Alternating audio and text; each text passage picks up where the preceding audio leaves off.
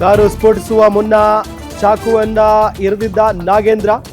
ಚಾಕು ಇರಿತದಿಂದ ರಮ್ಯಾ ಗಾಯಗೊಂಡಿದ್ದಾಳೆ. ಗಾಯಗೊಂಡಿರುವ ರಮ್ಯಾ ತುಮಕೂರು ಜಿಲ್ಲಾಸ್ಪತ್ರೆಗೆ ದಾಖಲು ಮಾಡಲಾಗಿದೆ. ಈಗ ಜಿಲ್ಲಾಸ್ಪತ್ರೆಗೆ ಭೇಟಿ ನೀಡಿ ರಮ್ಯಾ ಬಳಿ ಮಾಹಿತಿಯನ್ನ ಸಂಗ್ರಹಿಸಲಾಗಿದೆ. ರಮ್ಯಾ ಬಳಿ ಘಟನೆಯ ಇಂಚಿಂಚು ಮಾಹಿತಿಯನ್ನ ಪಡಿತಾ ಇದ್ದಾರೆ ಪೊಲೀಸರು. ಕಾರು ಸ್ಫೋಟಿಸುವ ಮುನ್ನ ಚಾಕುವಿನಿಂದ ಇರಿದಿದ್ರು ನಾಗೇಂದ್ರ. ಚಾಕು ಇರಿತದಿಂದ ರಮ್ಯಾ ಗಾಯಗೊಂಡಿದ್ದಾರೆ. ಆಕೆಯನ್ನ ಈಗ ತುಮಕೂರಿನ ಜಿಲ್ಲಾಸ್ಪತ್ರೆಗೆ ದಾಖಲು ಮಾಡಿ ಚಿಕಿತ್ಸೆಯನ್ನ ಕೊಡಿಸಲಾಗ್ತಾ ಇದೆ. ಜಿಲ್ಲಾಸ್ಪತ್ರೆಗೆ ಭೇಟಿ ನೀಡಿ ರಮ್ಯಾ ಬಳಿ ಮಾಹಿತಿಯನ್ನ ಸಂಗ್ರಹಿಸಿದ್ದಾರೆ ಪೊಲೀಸ್ನವರು. ರಮ್ಯಾ ಬಳಿ ಘಟನೆಯ ಇಂಚಿಂಚು ಮಾಹಿತಿಯನ್ನ ಪಡಿತಾ ಇದ್ದಾರೆ ಪೊಲೀಸರು. ನೋಡಿ, ಆಕೆಯನ್ನ ಕರ್ಕೊಂಡು ಹೋಗಿ ಆಕೆಯನ್ನ ಕೊಲೆ ಮಾಡೋದಕ್ಕೆ ಪ್ಲಾನ್ ಮಾಡಿದ್ದ ಈತ. ಜೊತೆಗೆ ಆಕೆಗೂ ಆತನಿಗೂ ಇರುವ ಸಂಬಂಧ, ಎಷ್ಟು ವರ್ಷಗಳ ಸಂಬಂಧ, ಜೊತೆಗೆ ಎಷ್ಟು ವರ್ಷಗಳಿಂದ ಪರಿಚಯ, ಎಲ್ಲದರ ಬಗ್ಗೆಯೂ ಕೂಡ ಮಾಹಿತಿಯನ್ನ ಕಲೆ ಹಾಕ್ತಾ ಇದ್ದಾರೆ ಪೊಲೀಸ್ನವರು. ನಿಮಗೆ ಫೋಟೋದಲ್ಲಿ ನಾವು ತೋರಿಸ್ತಾ ಇದ್ದೀವಿ ರಮ್ಯಾ ಆಸ್ಪತ್ರೆಯಲ್ಲಿರುವಂಥ ಒಂದು ಫೋಟೋ ಅದು. ಸೊ ಆ ನಿಟ್ಟಿನಲ್ಲಿ ಆಕೆಯನ್ನು ವಿಚಾರಣೆಗೆ ಒಳಪಡಿಸಿದ್ದಾರೆ. ಈಗ ಹೇಗೆ ಗೊತ್ತು ಆತ, ಯಾಕೆ ಕರ್ಕೊಂಡು ಹೊಂಟಿದ್ದ, ನೀವು ಯಾಕೆ ಆತನ ಜೊತೆಗೆ ಹೋಗ್ತಾ ಇದ್ರಿ, ಆ ಕಾರಿನಲ್ಲಿ ಏನಾಯಿತು, ಅದಾದ ನಂತರ ಬ್ಲಾಸ್ಟ್ ಹೇಗಾಯಿತು, ಎಲ್ಲದರ ಬಗ್ಗೆಯೂ ಕೂಡ ಮಾಹಿತಿಯನ್ನು ಪಡೆದುಕೊಳ್ತಾ ಇದ್ದಾರೆ ಪೊಲೀಸರು ಅನ್ನೋದು ಗೊತ್ತಾಗ್ತಾ ಇರುವಂಥ ಸಂಗತಿ. ತುಮಕೂರಿನ ಜಿಲ್ಲಾಸ್ಪತ್ರೆಯಲ್ಲಿ ಆಕೆಯನ್ನು ಚಿಕಿತ್ಸೆಗೆ ಒಳಪಡಿಸಲಾಗಿದೆ. ಚಿಕಿತ್ಸೆಯನ್ನ ನೀಡಲಾಗ್ತಾ ಇದೆ ಆಕೆಗೆ. ತವರೆಕೆರೆ ಪೊಲೀಸ್ ಸ್ಟೇಷನ್ ಯಾವನಾದ್ರು ಬರಲ್ಲ ಸರ್, ಇದು ಕಳ್ಳಂಬೆಳ ಟೋಲಿನ ಹಿಂದೆಗಡೆ. ದಯವಿಟ್ಟು 112 ಕಾಲ್ ಮಾಡ್ತಿದ್ವಿ, ಕನೆಕ್ಟ್ ಆಗ್ತಿಲ್ಲ ಸರ್. ಇದು ಊಬರ್ ಡ್ಯೂಟಿ ಬಿದ್ದಿದೆ ಬೆಂಗಳೂರಿಂದ, ಟ್ಯಾಕ್ಸಿ ಡ್ರೈವರೇ ನಾವು, ಟ್ಯಾಕ್ಸಿ ಡ್ರೈವರ್ ಮಾತಾಡ್ತಿರೋದು. ಊಟ ಮಾಡ್ತಾ ಕೂತಿದ್ದೆ, ಕಸ್ಟಮರ್ ಊಬರ್ ಡ್ಯೂಟಿ ಬಿದ್ದಿದೆ. ಬಟ್ ಕಸ್ಟಮರ್ ಏನೋ ಗರ್ಲ್ ಫ್ರೆಂಡ್ ಜೊತೆ ಬಂದಿದ್ದಾನೆ, ಜಗಳ ಮಾಡ್ಕೊಂಡು ಕಾರಲ್ಲೇ ಬಾಂಬ್ ಹಾಕ್ಕೊಂಡಿದ್ದಾನೆ. ಒಬ್ಬ ಚಾಲಕ ಎಲ್ಲಿದ್ದಾನೆ ನೋಡಿ. ದಯವಿಟ್ಟು ಬನ್ನಿ ಸರ್, ಇಲ್ಲಿ ಯಾರು ಕಳ್ಳಂಬೆಳ ಪೊಲೀಸ್ ಸ್ಟೇಷನ್ ಸರ್. ಇದು ತವರೆಕೆರೆ ಪೊಲೀಸ್ ಸ್ಟೇಷನ್ ಯಾವನಾದ್ರು ಬರಲ್ಲ ಸರ್, ಇದು ಕಳ್ಳಂಬೆಳ ಟೋಲಿನ ಹಿಂದೆಗಡೆ. ದಯವಿಟ್ಟು 112 ಕಾಲ್ ಮಾಡ್ತಿದ್ವಿ, ಕನೆಕ್ಟ್ ಆಗ್ತಿಲ್ಲ ಸರ್. ಇದು ಊಬರ್ ಡ್ಯೂಟಿ ಬಿದ್ದಿದೆ ಬೆಂಗಳೂರಿಂದ, ಟ್ಯಾಕ್ಸಿ ಡ್ರೈವರೇ. ಎಸ್, ಗಮನಿಸ್ತಾ ಇದ್ದೀವಿ. ಜಿಲ್ಲಾಸ್ಪತ್ರೆಗೆ ಭೇಟಿ ನೀಡಿ ಆ ಯುವತಿ ಏನು ಚಿಕಿತ್ಸೆಯನ್ನು ಪಡೆದುಕೊಳ್ತಾ ಇದ್ದಾರಲ್ಲ, ಆಕೆಗೆ ವಿಚಾರಣೆಗೆ ಒಳಪಡಿಸಿದ್ದಾರೆ. ಅಂದರೆ ಆ ಸಂದರ್ಭದಲ್ಲಿ ಸೂಕ್ಷ್ಮವಾಗಿ ಕೇಳಬೇಕಾಗುತ್ತೆ. ಸಹಜವಾಗಿ ಪೊಲೀಸ್ನ ವಿಚಾರಣೆ ಹೆಂಗಿರುತ್ತೆ ಅನ್ನೋದು ಎಲ್ಲರಿಗೂ ಕೂಡ ಗೊತ್ತು. ಬಟ್ ಆಕೆ ಪಾಪ ಭಯ ಬಿದ್ದಿರ್ತಾಳೆ ಈ ಸಂದರ್ಭದಲ್ಲಿ. ಸೊ ಹಾಗಾಗಿ ಲೇಡಿ ಕಾನ್ಸ್ಟೇಬಲ್ಗಳು, ಯಾರಾದರೂ ಲೇಡಿ ಆಫೀಸರ್ಸ್ ಹೋಗಿ ಪ್ರಶ್ನೆ ಮಾಡ್ತಾ ಇರ್ತಾರೆ.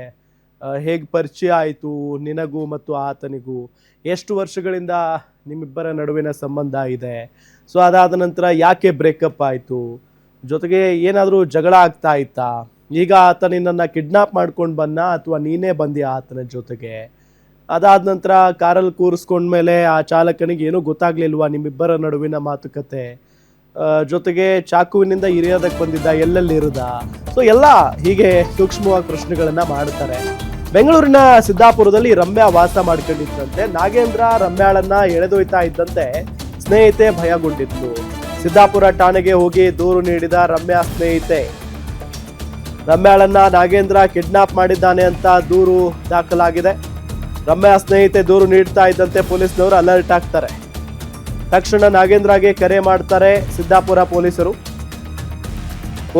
ಫೋನ್ ಮಾಡ್ತಾ ಇದ್ದಂತೆ ಕೊಲ್ಲೋಕೆ ನಾಗೇಂದ್ರ ರೆಡಿಯಾಗಿದ್ದ. ಸದ್ಯ ಸಿದ್ದಾಪುರದ ಮನೆಗೆ ಭೇಟಿ ನೀಡಿ ಪೊಲೀಸ್ನವರು ಪರಿಶೀಲನೆಯನ್ನ ನಡೆಸ್ತಾ ಇರೋದು. ಮನೆ ಮಾಲೀಕರು ಮಾಹಿತಿಯನ್ನ ಕಲೆ ಹಾಕಿದ್ದಾರೆ ಸಿದ್ದಾಪುರ ಪೊಲೀಸರು ಮನೆ ಮಾಲೀಕರಿಂದ. ರಮ್ಯಾ ಹೇಗೆ, ಜೊತೆಗೆ ರಮ್ಯಾ ಇಲ್ಲೇ ಇರ್ತಾ ಇದ್ರ, ಎಷ್ಟು ದಿನಗಳಿಂದ ಇದ್ರು, ಎಲ್ಲದರ ಬಗ್ಗೆಯೂ ಕೂಡ ಪ್ರಶ್ನೆಗಳನ್ನ ಸಹಜವಾಗಿ ಮಾಡ್ತಾರೆ. ಈಗ ರಮ್ಯಾಳನ್ನ ಯಾವಾಗ ಈತ ಕರ್ಕೊಂಡು ಹೋಗ್ತಾನೋ ಆ ಸಂದರ್ಭದಲ್ಲಿ ರಮ್ಯಾ ಜೊತೆಗೆ ಆಕೆಯ ಸ್ನೇಹಿತೆ ಕೂಡ ಇರ್ತಾಳೆ. ಆಕೆನೂ ಕೂಡ ಪ್ರತಿರೋಧವನ್ನ ಒಡ್ತಾಳೆ. ಅಂದ್ರೆ ಯಾಕೆ ಕರ್ಕೊಂಡು ಹೋಗ್ತಾ ಇದ್ದೀರಿ ಅಂತ ಹೇಳಿ ಜೋರಾಗಿ ಮಾತಾಡಿದಾಗ, ಸುಮ್ಮನೆ ಇರಲಿಲ್ಲ ಅಂತ ಅಂದ್ರೆ ನಿನ್ನ ಕೊಂದಾಕ್ಬಿಡ್ತೀನಿ, ಆ ಥರ ಒಂದು ಆವಾಜ್ ಕೂಡ ಹಾಕಿದ್ನಂತೆ. ಆಕೆಗೆ ಬೆದರಿಕೆ ಹಾಕಿದ್ನಂತೆ ಈ ನಾಗೇಂದ್ರ. ಸೊ ಅಲ್ಲಿಗೆ ಆಕೆ ಭಯಪಟ್ಟು ಪೊಲೀಸ್ನವ್ರಿಗೆ ಕರೆ ಮಾಡಿ ಈ ರೀತಿಯಾಗಿ ಆಗಿದೆ ಅನ್ನೋದನ್ನ ವಿಷಯವನ್ನ ಮುಟ್ಟಿಸ್ತಾಳೆ. ಸಿದ್ದಾಪುರ ಪೊಲೀಸ್ನವ್ರಿಗೆ ಕಂಪ್ಲೇಂಟ್ ಕೂಡ ಕೊಡ್ತಾಳೆ. ಸೊ ಸಿದ್ದಾಪುರ ಪೊಲೀಸ್ನವ್ರು ಏನು ಮಾಡ್ತಾರೆ, ಈ ನಾಗೇಂದ್ರ ಕರೆ ಮಾಡ್ತಾರೆ. ನಾಗೇಂದ್ರ ಕರೆ ಮಾಡಿದಾಗ ಆತ ಆಕೆಯನ್ನು ಕೊಲ್ಲಲೇಬೇಕು ಅಂತ ನಿರ್ಧಾರಕ್ಕೆ ಬಂದು ಚಾಕುವಿನಿಂದ ಇರಿಯೋದಕ್ಕೆ ಶುರು ಮಾಡ್ತಾನೆ. ಸೊ ಅದೊಂದು ಘಟನೆ. ಆದರೆ ಇಲ್ಲಿ ಪೊಲೀಸ್ನವರು ಕಂಪ್ಲೇಂಟ್ ಕೊಟ್ಟ ನಂತರ ಆಕೆ ಎಲ್ಲಿದ್ಲು, ಏನು ಕತೆ ಅನ್ನೋದ್ರ ಬಗ್ಗೆ ವಿಚಾರಣೆ ನಡೆಸ್ತಾ ಸಿದ್ದಾಪುರದಲ್ಲೇ ಆಕೆ ವಾಸ ಮಾಡ್ಕೊಂಡಿದ್ಲು ಅಂತ ಹೇಳಿ ಗೊತ್ತಾಗಿ ಆ ವಾಸ ಮಾಡ್ತಾ ಇದ್ದಂಥ ಮನೆಯ ಓನರ್ ಅವರನ್ನು ವಿಚಾರಣೆಗೊಳಪಡಿಸಿದ್ದಾರೆ. ಸೊ ಆ ನಿಟ್ಟಿನಲ್ಲಿ ಆ ಹುಡುಗ ಏನಾದರೂ ಇಲ್ಲಿಗೆ ಬರ್ತಾ ಇದ್ನ, ಜೊತೆಗೆ ಆಕೆ ಎಷ್ಟು ವರ್ಷದಿಂದ ಇದ್ಲು, ಎಲ್ಲದರ ಬಗ್ಗೆಯೂ ಕೂಡ ಈಗ ವಿಚಾರಣೆ ಮಾಡ್ತಾ ಇದ್ದಾರೆ ಓನರ್ಗಳದ್ದು ಅನ್ನೋದು ಗೊತ್ತಾಗ್ತಾ ಇರುವಂಥ ಸಂಗತಿ. ಆ ಯುವತಿ ಅಥವಾ ಆ ರಮ್ಯಾಳ ಸ್ನೇಹಿತೆ ಇರದೇ ಹೋಗಿದ್ರೆ ಈ ವಿಚಾರ ಅಷ್ಟು ಬೇಗ ಪೊಲೀಸ್ನವ್ರಿಗೆ ಗೊತ್ತಾಗ್ತಾ ಇರಲಿಲ್ಲ. ಜಯನಗರದಿಂದ ಕಾರ್ ಬುಕ್ ಮಾಡಿಕೊಂಡು ನಾಗೇಂದ್ರ ಹೊರಟಿದ್ದ. ಸಂಜಯ್ ಗಾಂಧಿ ಆಸ್ಪತ್ರೆಯಲ್ಲಿ ಟೆಕ್ನಿಷಿಯನ್ ಆಗಿದ್ಲು ಈ ರಮ್ಯಾ ಅನ್ನೋ ಯುವತಿ. ಆಸ್ಪತ್ರೆ ಬಳಿ ಹೋಗಿ ಅಲ್ಲಿಂದ ರಮ್ಯಾಳನ್ನ ಕರೆದುಕೊಂಡು ಹೋಗಿದ್ದ ನಾಗೇಂದ್ರ. ಬಲವಂತವಾಗಿ ಕಾರಿನಲ್ಲಿ ಕರೆದೊಯ್ಯೋದಕ್ಕೆ ಪ್ರಯತ್ನಿಸಿದ್ದ. ಆಗ ರಮ್ಯಾಳನ್ನ ಕರೆದೊಯ್ಯೋದಕ್ಕೆ ವಿರೋಧ ವ್ಯಕ್ತಪಡಿಸಿದ್ಲು ಸ್ನೇಹಿತೆ. ಆಗ ರಮ್ಯಾ ಸ್ನೇಹಿತೆಗೂ ಕೊಲೆ ಬೆದರಿಕೆಯನ್ನ ಹಾಕಿದ್ದಂತೆ ಈ ನಾಗೇಂದ್ರ ಮಾತಿಗೆ ಹೆದರಿ ರಮ್ಯಾ ಸ್ನೇಹಿತೆ ಸುಮ್ಮನಾಗಿದ್ಲು. ಆಸ್ಪತ್ರೆ ಬಳಿಯಿಂದ ಬಲವಂತವಾಗಿ ರಮ್ಯಾಳನ್ನ ಎಳೆದೊಯ್ದಿದ್ದ ಈ ನಾಗೇಂದ್ರ. ಜಯನಗರದಿಂದ ಕಾರು ಬುಕ್ ಮಾಡಿಕೊಂಡು ನಾಗೇಂದ್ರ ಹೊರಟಿದ್ದ. ಸಂಜಯ್ ಗಾಂಧಿ ಆಸ್ಪತ್ರೆಯಲ್ಲಿ ಟೆಕ್ನಿಷಿಯನ್ ಆಗಿ ಕೆಲಸ ಮಾಡ್ತಾ ಇದ್ಲಂತೆ ನೋಡಿ ರಮ್ಯಾ. ಆಸ್ಪತ್ರೆ ಬಳಿ ಬಂದೇ ಆಕೆಯನ್ನ ಎಳೆದುಕೊಂಡು ಹೋಗಿದ್ದ ಈತ. ಆಕೆಯ ಜೊತೆಗೆ ಸ್ನೇಹಿತೆ ಏನಿದ್ಲಲ್ಲ, ಆಕೆನೂ ಕೂಡ ವಿರೋಧ ವ್ಯಕ್ತಪಡಿಸಿದ್ದಾಳೆ, ಯಾಕೆ ಈ ರೀತಿಯಾಗಿ ಮಾಡ್ತಾ ಇದೀಯಾ ಅಂತ ಹೇಳಿ. ಆಗ ಆಕೆಗೂ ಕೂಡ ಕೊಲೆ ಬೆದರಿಕೆ ಹಾಕಿದ್ದಾನೆ, ಸುಮ್ಮನೆ ಇರಲಿಲ್ಲ ಅಂತ ಆದರೆ ಕೊಂದು ಹಾಕ್ಬಿಡ್ತೀನಿ ನಿನ್ನ ಅಂತ ಹೇಳಿ. ಸೊ ಎಳ್ಕೊಂಡು ಹೋಗಿದ್ದಾನೆ ರಮ್ಯಾಳನ್ನ. ಅದಾದ ನಂತರ ಆಕೆಯ ಸ್ನೇಹಿತೆ ಮಾಡಿದ್ದೇನು, ಡೈರೆಕ್ಟಾಗಿ ಪೊಲೀಸ್ನವ್ರಿಗೆ ಕರೆ ಮಾಡ್ತಾಳೆ. ಪೊಲೀಸ್ನವ್ರಿಗೆ ಕರೆ ಮಾಡಿ ಡೈರೆಕ್ಟಾಗಿ ಹೇಳ್ತಾಳೆ, ಈ ರೀತಿಯಾಗಿ ಆಗಿದೆ ಸರ್, ಒಬ್ಬ ಬಂದು ನನ್ನ ಫ್ರೆಂಡ್ನ ಕಿಡ್ನಾಪ್ ಮಾಡ್ಕೊಂಡು ಹೋಗಿದ್ದಾನೆ ಅಂತ ಹೇಳಿ. ಡೀಟೇಲ್ಸ್ ಕೇಳಿದಾಗ ಆತನ ನಂಬರನ್ನು ಕೂಡ ಆಕೆ ಕೊಟ್ಟಿರುವಂಥ ಸಾಧ್ಯತೆ ಇದೆ. ಸೊ ಆ ನಿಟ್ಟಿನಲ್ಲಿ ಪೊಲೀಸ್ನವರು ಆತನಿಗೆ ಕರೆ ಮಾಡ್ತಾರೆ. ಏನಪ್ಪ ಯುವತಿಯನ್ನ ಕಿಡ್ನಾಪ್ ಮಾಡ್ಕೊಂಡು ಹೋಗಿದೆಯಾ ಅಂತ ಕೇಳಿದಾಗ ಅದಾದ ನಂತರ ನೋಡಿದರೆ ಆ ಯುವತಿಗೆ ಚಾಕುನಿಂದ ಇರಿಯೋದಕ್ಕೆ ಟ್ರೈ ಮಾಡಿದ್ದಾನೆ ಈತ. ಸೊ ಅಲ್ಲಿಂದಾನೇ ಈ ಪ್ರಕರಣ ಗೊತ್ತಾಗಿರೋದು. ಜೊತೆಗೆ ನೋಡಿ, ಮೊದಲ ಪ್ಲ್ಯಾನ್ ಫೇಲ್ ಆದಂತಹ ಸಂದರ್ಭದಲ್ಲಿ ಎರಡನೇ ಪ್ಲ್ಯಾನ್ ಬಾಂಬ್ ಸ್ಫೋಟಿಸಿಕೊಳ್ಳುವ ಮುಖೇನ ಕಾರಿನಲ್ಲಿ ಇಬ್ರು ಸಾಯೋದು. ಇವರಿಬ್ರು ಬಿಡಿ ಹೋಗ್ಲಿ, ಪಾಪ ಚಾಲಕ ಏನು ಮಾಡಿದ್ದ, ದುಡ್ಕೊಂಡು ತಿನ್ನೋನವನು ಊಬರ್ ಬುಕ್ ಮಾಡ್ಕೊಂಡು ಹೋಗಿದ್ದಾರೆ. ಹೋಗಿ ಬಾಂಬ್ ಬ್ಲಾಸ್ಟ್ ಮಾಡೋದು, ಈ ಕಾರೇ ಸಂಪೂರ್ಣವಾಗಿ ಸುಟ್ಟು ಕರಕಲಾಗಿದೆ. ಮುಂದೆ ಹೆಂಗೆ ಪಾಪ ಆತನ ಗತಿ?